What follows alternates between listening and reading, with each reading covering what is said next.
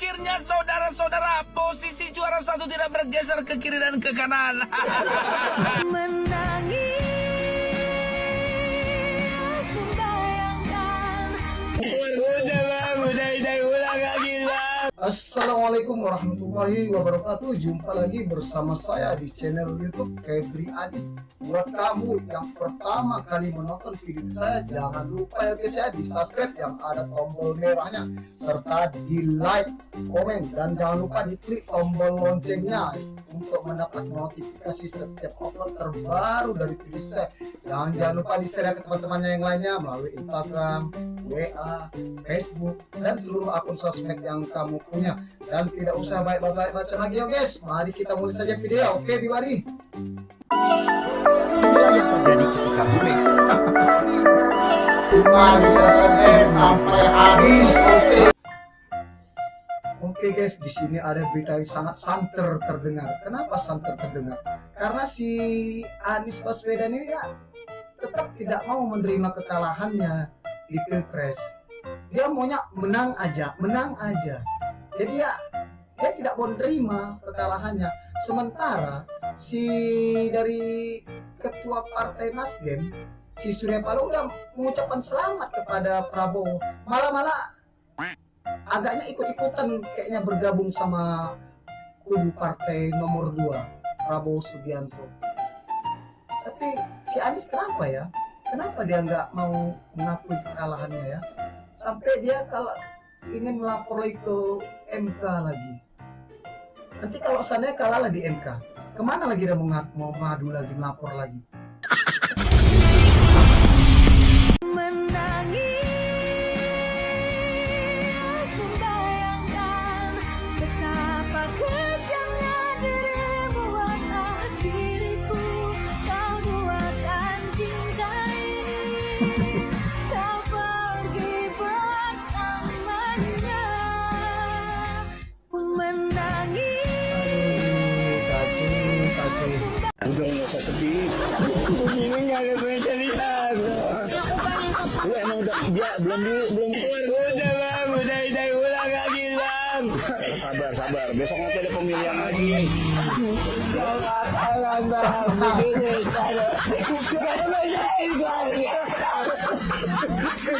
Udah. Udah mau. Ya, gue tinggal. Assalamualaikum warahmatullahi wabarakatuh. Saya Pak Purnomo. Saya siap menampung dan mudah-mudahan bisa memberikan pengobatan, pelayanan gratis pada mungkin saja ada beberapa teman-teman yang gagal jadi calon legislatif.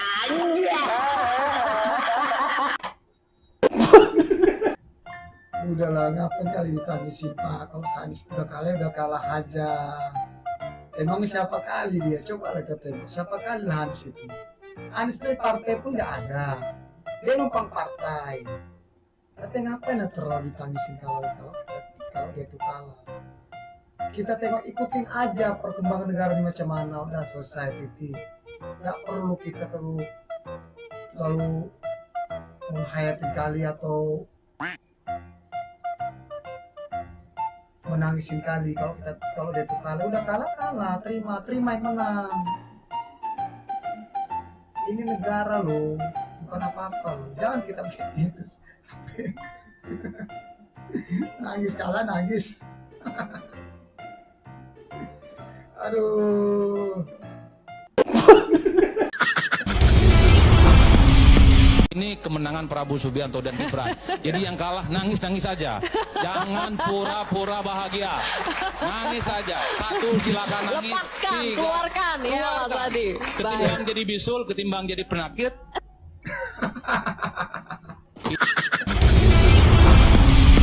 Akhirnya saudara-saudara, posisi juara satu tidak bergeser ke kiri dan ke kanan.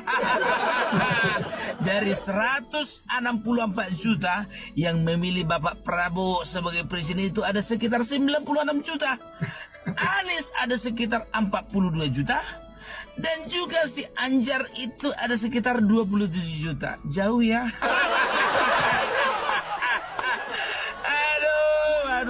Makanya dari awal aku sudah katakan, terapkan ilmu badi.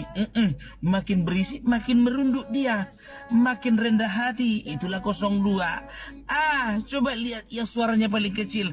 Ilmunya ilmu token, makin kecil angkanya makin ribut suaranya. Ilmu token ya.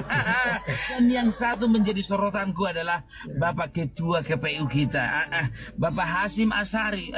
Coba perhatikan, kalau bisa dikatakan aku 2 jempol sama Bapak ini. Karena apa? Bapak Hasyim Asyari ini di tengah-tengah tekanan kiri dan kanan, tidak gentar menyatakan kebenaran. Nggak peduli dia, biar tahu kalian. Dan juga selesai menyampaikan atau membacakan surat ketetapan, ya kan? Coba bayangkan kalian, mungkin karena harunya dia hampir meneteskan air mata.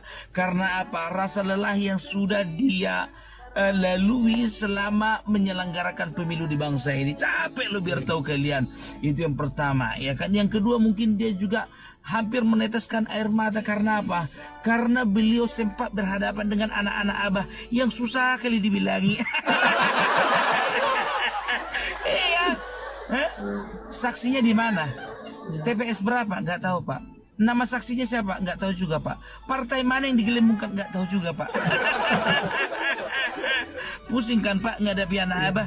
Bapak baru sehari, Pak. Kami berbulan-bulan, Bapak bayangkan itu. Tapi itulah, Pak. Ya kan? Apa yang mau kami bilang? Cuman satu yang bisa kami katakan, Pak. Tabahlah menghadapi anak-anak Abah, Pak. Karena memang udah kayak gitu tabiatnya, Pak. Kepingin menang tapi nggak kesampaian. Seandainya aku punya sayap, terbanglah aku.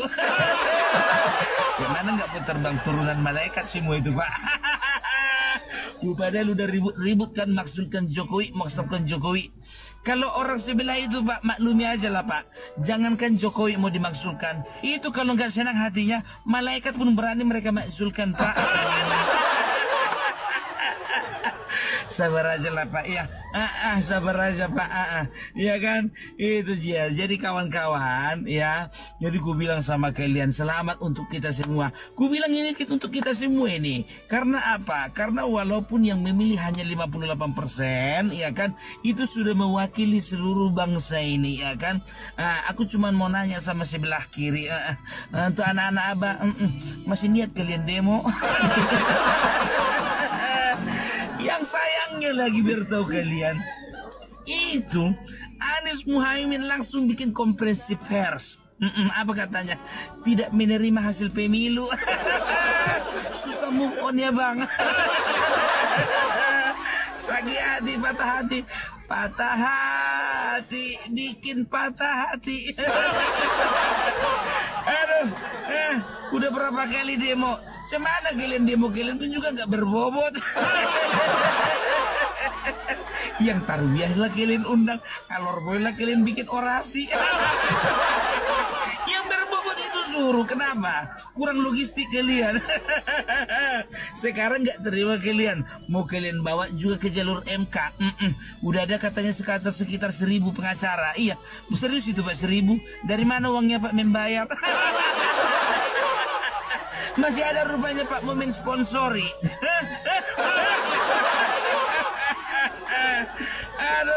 Aduh, udahlah, Pak. Terima aja lah. Tapi itulah, dari sekarang bulan 3 sampai bulan 10 kan, itu ada rentang waktu itu 10 bulan. Berapa bulan? 7 bulan, ya kan? Ya udahlah, kita kasih ruang gerak dulu sama mereka, biar mereka bisa menggeliat-geliat kepanasan. Lihat? Iya, iyalah, kita kasih perpanjangan waktu untuk mereka bermimpi. Kasih panjang waktu kalian bermimpi, sayang. Jadi ku bilang sama kalian, bedanya 01 dengan 03. Kalau 03 itu masih mending, itu cuma elitnya aja yang ribut. Di bawah nggak pada ribut itu. Tapi kalau yang di sebelah 01, itu pendukungnya semua yang ribut. Nampak kali nggak punya elit. Nasdem sendiri, Bapak Surya Paloh, sudah menyatakan bahwa beliau sudah menerima hasil dari pemilu. Apa lagi? Udahlah, bentar lagi juga si Muhaimin itu juga nyusul itu. Tinggal tahu sendiri kau Anis. Udahlah, apa lagi mau kau harapkan? Aduh. Kita lihat lagi nanti responnya dari kubu 03. Bagaimana mereka nggak terlalu ribut. Karena apa? Di atasnya yang ribut di elit itu. Jadi di bawah nggak terlalu ketahuan itu. Mau digulirkan hak angket? Gulirkanlah. Kalau memang kalian merasa masih ada manfaatnya. Kemarin kalian teriak-teriak MK nggak bisa dipercaya. Sekarang mau kalian bawa kasus ini ke MK. Kalau model kalian, jangankan MK, jangankan DPR, Tuhan pun nggak kalian percaya lagi. Aduh, jangan kalian salahkan KPU. Salahkan calon presiden. Cari yang lain. Kalau sempat misalnya nggak si Anies itu, kurasa suara kalian beda tipis.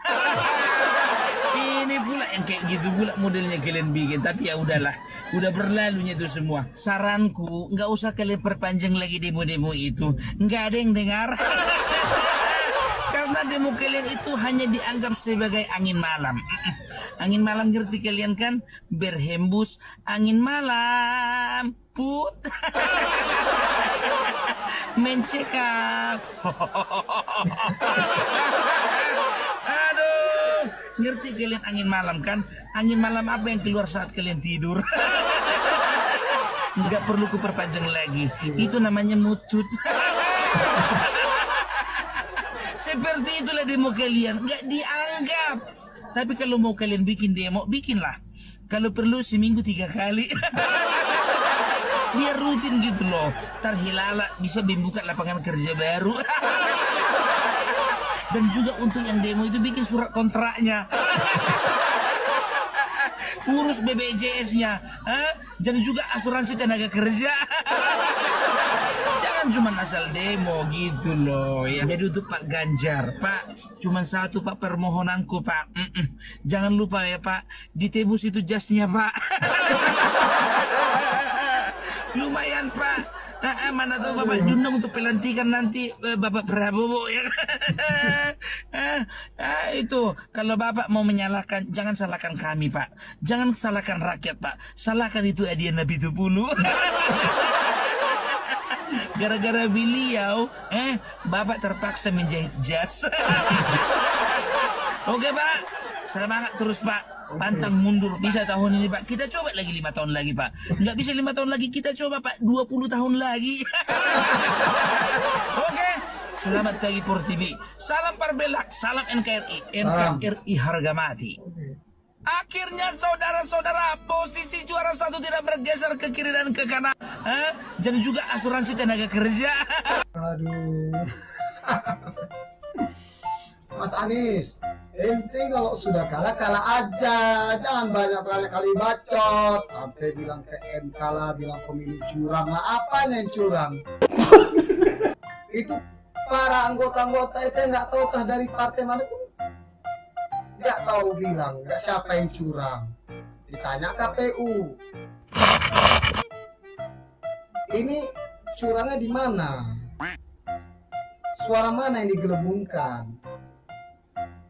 Tapi kayak mana mau dibilang? Jawabannya pelintang-pelintut. Ibarat kentut. Aduh.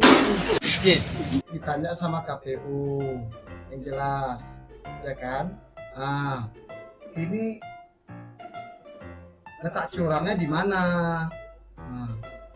Saksi-saksinya pun nggak bisa menjawab. Sampai bingung dia. Ya udah kalau kayak gitu jangan lagi bilang curang. Kalau nggak ada bukti, kalau bilang curang itu jangan curang. Kan udah berkali-kali dibilang, kasihan loh para saksi-saksi. Orang itu udah capek-capek, lebih dari 24 jam loh orang itu bekerja. Kasihan nggak sama mereka? Orang KPPS-nya, orang saksi. Dari jam 6 sampai kadang-kadang mau sampai jam 10 paginya lagi. Itu ibarat udah berapa jam itu? 28 jam. Tapi dibilang lagi curang, gimana tak curangnya? Udahlah, mendingan ente jangan tinggal di Indonesia lah kalau gitu caranya. Tinggal aja di luar negeri sana. Jadi biar nggak repot-repot. Kan bingung. ente buat sampai orang tuh demon lah, apalah, bilang curang lah, yang bilang salah Jokowi lah, yang dibilang lah keluarga dinasti lah Jokowi, kan aneh jadinya. Ente bilang curang tapi bukti kecurangannya nggak ada, sampai lapor ke MK lah, yang dibilang curang lah dilapor ke MK, juga dilapor ke MK lah. Aduh, Mas Anies. Bang, 01 minta pemilu diulang tapi nggak mau ada Gibran. Lucu kali. Ya lucu lah. Masa pemilu nggak yang menang, nggak dikasih pemilu lagi. Jadi ente 01 sama 03 harus menang. Ya udah, ambil aja negara itu sama lu. Kalau kayak gitu sistemnya, kalau seandainya ente harus menang, ya udah kalah lah, ngapain baik-baik bacot, apa ceritanya lagi?